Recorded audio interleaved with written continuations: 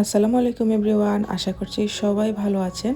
Welcome করছি আপনাদেরকে আমার নিউ ঈদ ব্লগে। আশা করছি পুরো ব্লগটা দেখলে আপনাদের অবশ্যই ভালো লাগবে।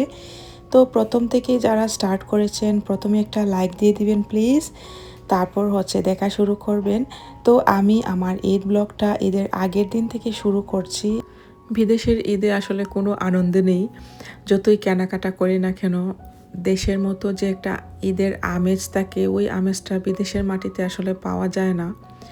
তবুও ভাগ্যিস আমাদের এখানে অনেক বাংলাদেশি আপু ভাইয়েরা আছেন। তো ঈদের দিনটাতে দেখা যায় আমরা নিজেদের মধ্যে সেলিব্রেট করি, তো অতটুকুই আনন্দ আর কি। যেহেতু আমাদের এখানে বাবা মা আত্মীয় স্বজন কেউই নেই, তো আমরাই আমাদের জন্য।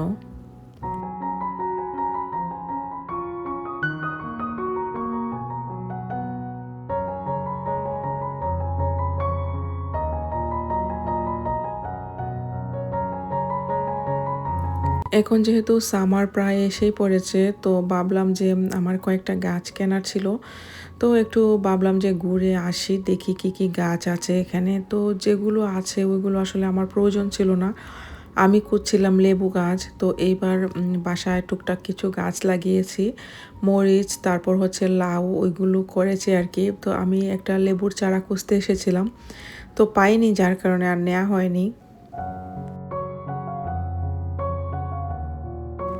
আর যেহেতু ভাবলাম যে কয়েকদিন বের হতে পারবো না, তো হসপিটাল যাওয়ার আগে আমি কয়েকটা ফ্রোজেন ফুড নিয়ে নিচ্ছিলাম বাচ্চাদের টিফিনের জন্য।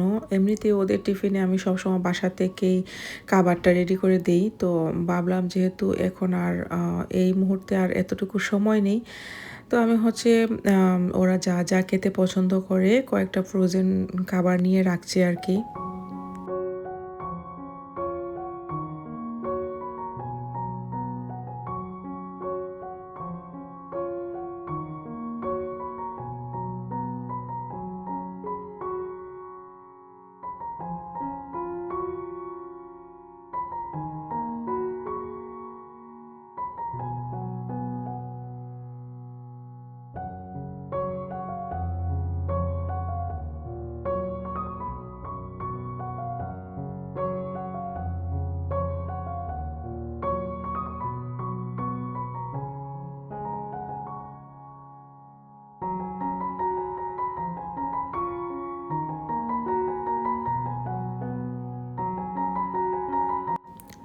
বাসায় আসার পর আমি এগুলো এখন গুছিয়ে নিব। তো এই টেবিল ম্যাটগুলো ভালো লাগছিল, একটু স্প্রিং ভাইব দিচ্ছিল।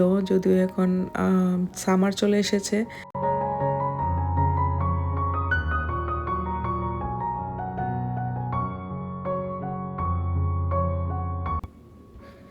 ঈদের আগের দিনে আমি ভাবলাম যে একটু মিষ্টি করে নিই, যেহেতু আসলে সব সময় ঈদের সময় একটা না একটা মিষ্টি করা হয়। তো এইবার আমি ভীষণ অসুস্থ ছিলাম, যার কারণে বেশি কিছু করতে পারিনি।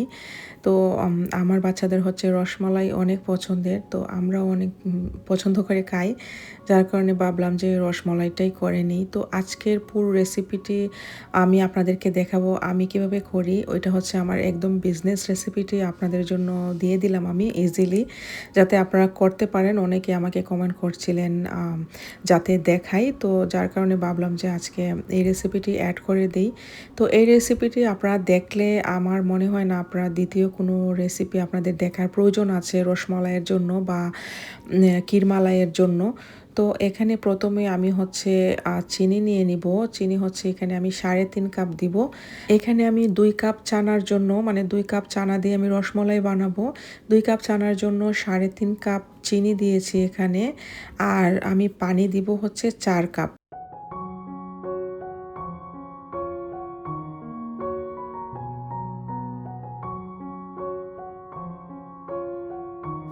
এদিকে আমি গত রাতে চানাটাকে একদমই রেডি করে রেখে দিয়েছিলাম চানা বানিয়ে।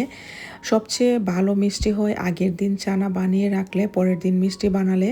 তো এখানে 2 কাপ চানা আছে, আমি আসলে আপনাদেরকে মেপে দেখাতে ভুলে গেছি। তো আমি রসমালাইয়ের জন্য এখানে চানাতে কোনো কিছুই মেশাবো না, জাস্ট চানাকে এরকম হাত দিয়ে ডলে ডলে একদমই স্মুথ একটা ডো বানিয়ে নিব। একদমই স্মুথ করে এটাকে মাখাতে হবে। হাতের তালু দিয়ে মাখালে হবে না। আমি যেরকমভাবে করছি বা একটা ফ্ল্যাট সারফেসে নিয়ে আপনারা হচ্ছে একদম হাতের পুরো হাতটা দিয়ে এরকম করলে খুব স্মুথ হয়ে যাবে এবং বেশি জোরে জোরেও এটাকে মাখানো যাবে না, তাহলে হচ্ছে তেল ছেড়ে দিতে পারে। তো এভাবে আমি হচ্ছে একদম আমরা যেরকম ভর্তা মাখাই ওই রকম করে এটাকে একদমই স্মুথ করে নিব ক্রিমের মতো। তো মাখাতে মাখাতে একটা পর্যায়ে যখন দেখবেন এরকম একদম স্মুথ হয়ে এসেছে বা মিষ্টিতে কোনো ফাটল ধরছে না, তখনই মনে করবেন যে আপনাদের মিষ্টি বানানোর জন্য চানাটা একদম পারফেক্ট ডো হয়েছে। তো এই অবস্থায় আমি হচ্ছে মিষ্টিটা আবারও একটু হচ্ছে ডলে নিচ্ছি, তারপর হচ্ছে আমি বল বল করে নিব আমার যতটুকু বড় দরকার।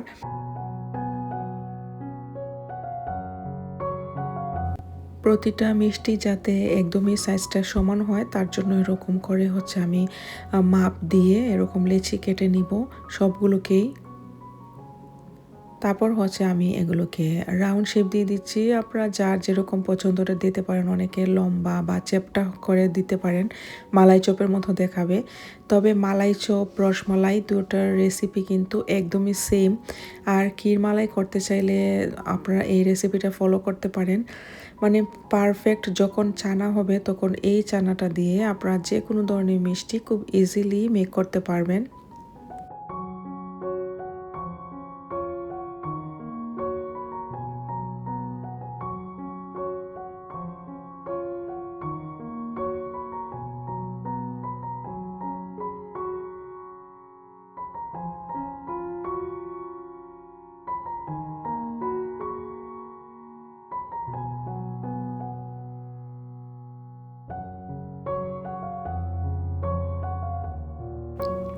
তারপর যখন আমার শিরাটা জাস্ট একটা বলক উঠেছে, মানে হচ্ছে বেশি বলক উঠালে হবে না, জাস্ট একটা বলক উঠেছে, তখনই হচ্ছে আমি সবগুলো মিষ্টি দিয়ে দিচ্ছি। আপনারা দেখতে পাচ্ছেন আমি এই সময়ে চুলার হিটটা একদমই ফুল স্পিডে রেখেছি, একদম হাই হিটে। এটা যখন 2 মিনিট হয়ে যাবে, 2 মিনিট পর জাস্ট ঢাকনাটাকে উল্টে একটু এরকম নেড়ে দিব। অনেক সময় দেখা যায় যে চামচ দিয়ে বা স্প্যাচুলা দিয়ে নাড়তে গেলে মিষ্টিগুলো ভেঙে যায়, যেহেতু মিষ্টিগুলো এখনও একদমই কাঁচা, সেদ্ধ হয়নি। তো জাস্ট হচ্ছে প্যানের হাতল ধরে এরকম ঘুরিয়ে দিলে খুব সুন্দরভাবে মিষ্টিগুলো উল্টে যায়। তারপর হচ্ছে আরও 2 মিনিট পর আমি মিষ্টিগুলোকে এরকম হালকা করে একটু নেড়ে দিচ্ছি যাতে মিষ্টিগুলো উল্টে যায়, উল্টে পাল্টে যাতে ভেতরে একদম শিরা ঢুকে যা, তার জন্য হচ্ছে আমি হালকা করে এরকম স্প্যাচুলা দিয়ে একটু ডুবিয়ে দিচ্ছি।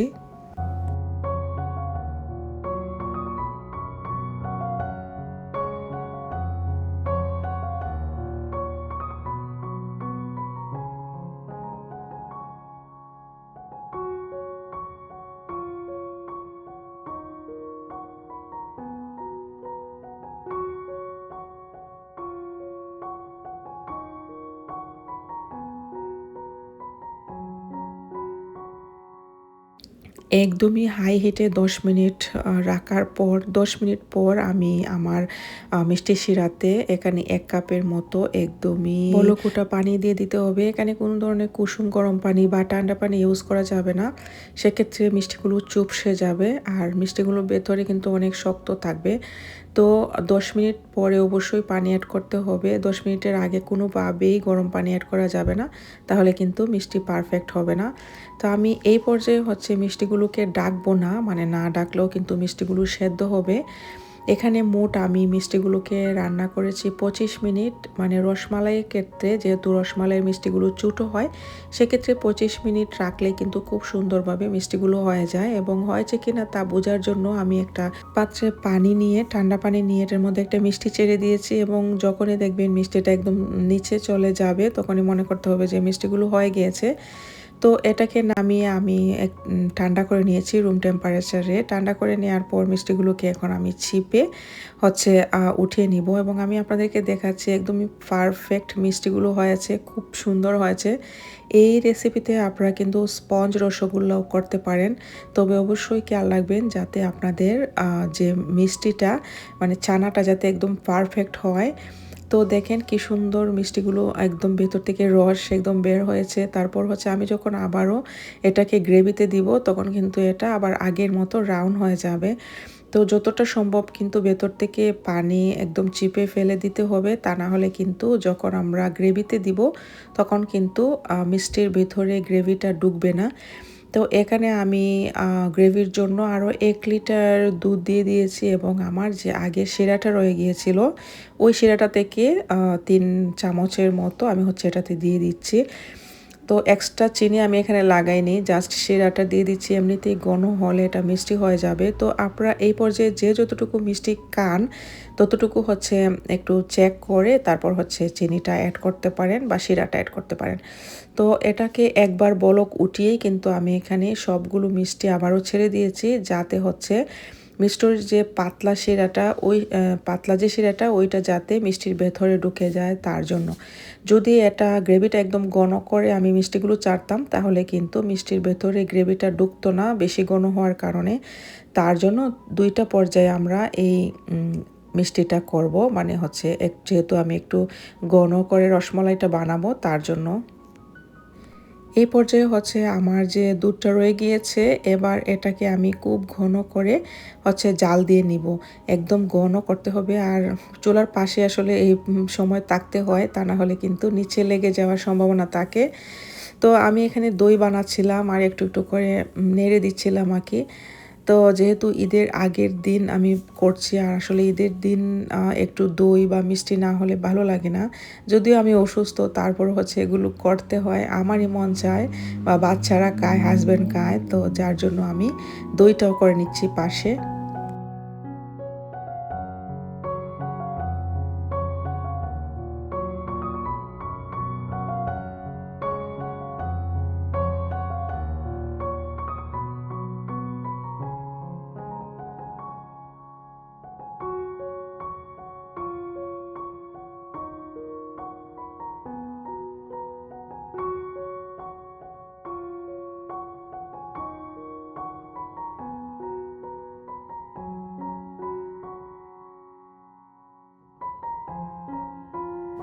এই পর্যায়ে আমার গ্রেভিটা খুব সুন্দর হয়ে গিয়েছে। এখন আমি যে তুলে রাখা মিষ্টিগুলো ওইগুলো দিয়ে দিচ্ছি। দিয়ে আবারও হচ্ছে ৩ থেকে ৪ মিনিটের মতো নেড়ে তারপর হচ্ছে আমি নামিয়ে রাখবো। এবং আমার মিষ্টিগুলো, রসমালাইগুলো যে কি সুন্দর পারফেক্ট হয়েছে এটা আপনাদেরকে আমি এক্ষুনি দেখাবো। এত সুন্দর আর এত টেস্টি হয় এই রসমালাইটা। এটা হচ্ছে আমার বিজনেস রেসিপি, সিক্রেট রেসিপি। তো আমি হচ্ছে ফেসবুকে শেয়ার করিনি এখনও, আপনাদের সাথে শেয়ার করলাম। তো যাদের কোয়ারিজ ছিল তারা প্লিজ দেখে নিতে পারেন। তো আমি হচ্ছে এখন মিষ্টিটা অনেক গরম আছে, তো এটা যখন ঠান্ডা হবে এটা একদমই ঘন হয়ে যাবে।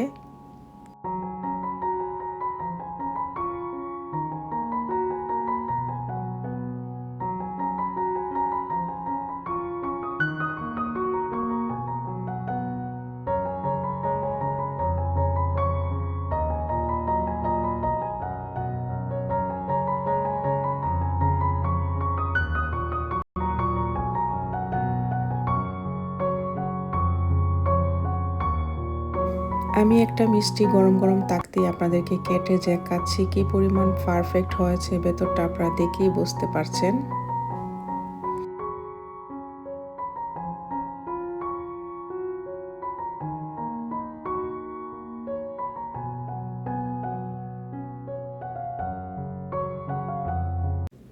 তো ঈদের আগের দিন এই ছিল আমার রান্নাবান্না, রসমালাই, দই, তারপর হচ্ছে বিফ, তারপর হচ্ছে আমি এখানে গরুর কলিজাও রান্না করছিলাম। যেহেতু এবারের ঈদে আমাদের কুরবানির যে মাংসটা ওইটা হচ্ছে ৪ থেকে ৫ দিন পরে দিয়েছিল, যার জন্য হচ্ছে আমি আগে থেকে ফ্রিজে যে মাংসগুলো ছিল ওইগুলোই রান্না করে নিয়েছি কলিজা সহ। আরেকটা দুঃখের বিষয় আপনাদের সাথে শেয়ার করি আজকে। আমি যেহেতু এবারে একটু অসুস্থ ছিলাম, তো যার কারণে হচ্ছে আমি রুটি বানাতে পারবো না।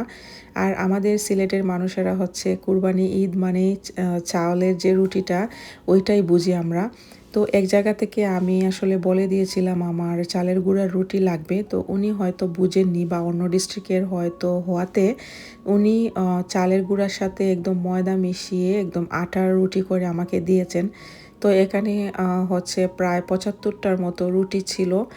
আর সবগুলো মিলিয়ে মনে হয় 60 থেকে $74 রুটি আর মোমো আমি নিয়েছিলাম। তো এগুলো দেখে একদমই হতাশ হয়ে গিয়েছি, কি খাবো এত টাকার জিনিস। তো তবুও মোমোর অবস্থাটা দেখেন কেমন, উনি নাকি আবার বিজনেস করে।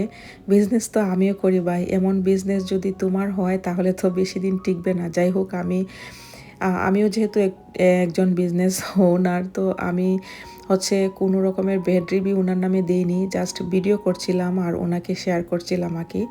যাই হোক, যদি এখন সুবুদ্ধি হয় একটু, তো এটা হচ্ছে আরও 4 থেকে 5 দিন পরে আমি যখন হাসপাতালে ছিলাম তখন হচ্ছে কোরবানির মাংসগুলো দিয়ে দিয়েছে। তো এদিকে আমার জামাই হচ্ছে এগুলোকে প্যাকেট করে সুন্দর করে ডিপে রেখে দিয়েছে। তো আমি এসে আর কি রান্না করেছিলাম।